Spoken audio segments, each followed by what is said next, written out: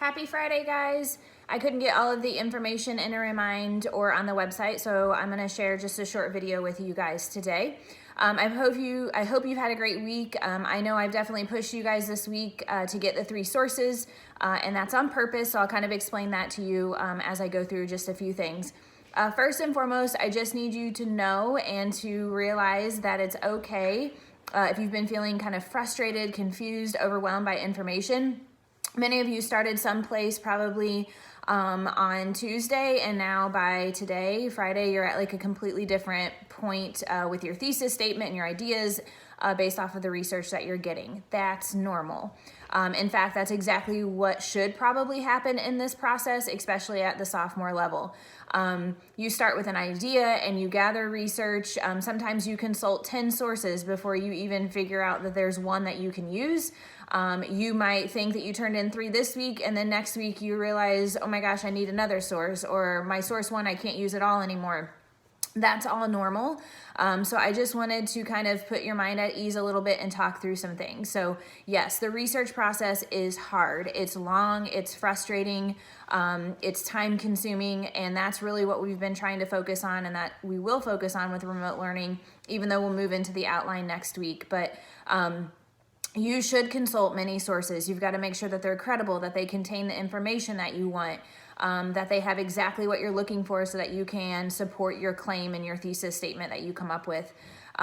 So each time that you find a new source, you're kind of constantly changing and shaping your paper and your thesis idea. And again, that's exactly where you should be. It's okay if you aren't there, if you just like find sources and everything fits. Sometimes it's just lucky. Your topic is just kind of fits that parameter in those directions. But for most of us, it just doesn't work. It doesn't work that way. It's just hard and it's time consuming. If you feel like you have kind of struggled through this process and things, again, you're not alone. I've talked to a few students and it just seems like that's where a few of you were. So I just wanted to talk a little bit about that. So this week, just to recap, you had 3 sources due. Your last one is due today, source number 3. There's a PowerPoint that will help you with kind of going through the thesis statement idea because most of you will have a very different thesis statement than what you started with earlier this week, or even kind of as you started thinking, because you've done research and you've shaped that and you've read and you've gathered information. So today, the last question on your Google form says to resubmit a thesis statement. So the PowerPoint I posted on the website will give you some direction of how to word that and make it very focused, very concise in just 1 sentence. It's the heart and the roadmap of your paper. It's extremely important. If you don't have a solid thesis statement, your paper a lot of times just kind of crumbles. So please take some time to fill out that last question. So do your research today, kind of struggle through that process a little bit, consult some sources, find one that's credible that you need. Fill out the Google form, look at the thesis PowerPoint, and then at the very last question of that Google form says to resubmit your thesis. I will take this weekend to look at those. I will text you, or send you an email feedback about that thesis statement and your sources. But if you've stayed kind of on top of things, then you should be done kind of filling out those forms. If you feel like you need more sources and you've done some more research, or you will do more research next week, totally fine. In fact, I encourage it. You do not need to fill out any more Google Forms for me. You only had to do 3.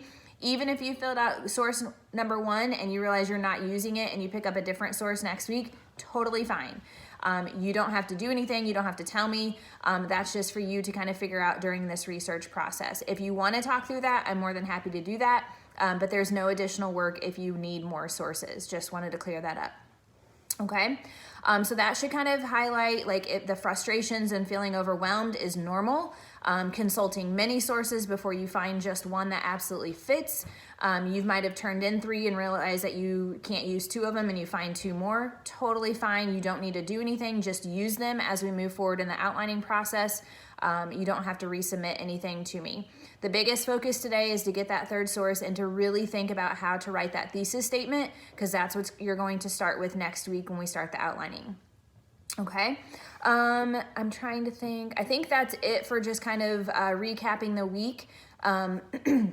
Next week, don't forget there's no school on Monday. That's a planning day for teachers as we finish out April. So we have another planning day on Monday. There will be no schoolwork from me or pretty much your other teachers. But so if once you fill out source number 3 today, then you are smooth sailing until next Tuesday. We will move into the outline process next week. I did want to just ask your advice on something. So this remote learning is really hard for me because I like to do things like our bell ringers or take time to just talk. And so I'm trying to think of a clever activity for us to do next week. So if you have any ideas, I've been looking online and trying to figure out something with pictures or videos or a scavenger hunt or something kind of fun that we could do together through this remote learning. So if you have any ideas or just any feedback or advice for me as we move through that, maybe your advice is please don't, like, just give us work. I'm totally good with that, but let me know. I'm trying to think of something to do probably next Friday for our 4-day week. We'll outline for a couple days and then try to take a little bit of a break next Friday and do some sort of activity. So if you have any ideas, I need them. I want them. I want to make it fun and interactive. Hopefully something with pictures or videos so that I can see you in some way, shape, or form through this remote learning. I hope you have a great Friday, a great weekend. I know it's supposed to warm up a little bit finally after this snow and freezing rain and things like that here late April, so mid to late April. But I hope you're all well, and I definitely miss you. I was driving yesterday and I saw a student. I don't even have this student in class, and he was walking his dog, and I literally stopped my car and almost yelled at him because I miss students. Like, he would have been completely freaked out because I don't even have him, or I don't even think he knows who I am. But he was a student, and I just miss you all, and I hope you're having fun and spending time with your families and staying well. If I can do anything or be of any help, please let me know. And I think that's it. So I miss you. Fill out source 3 and then you're done until Tuesday. Send me ideas for something fun we can do. All right, talk to you later.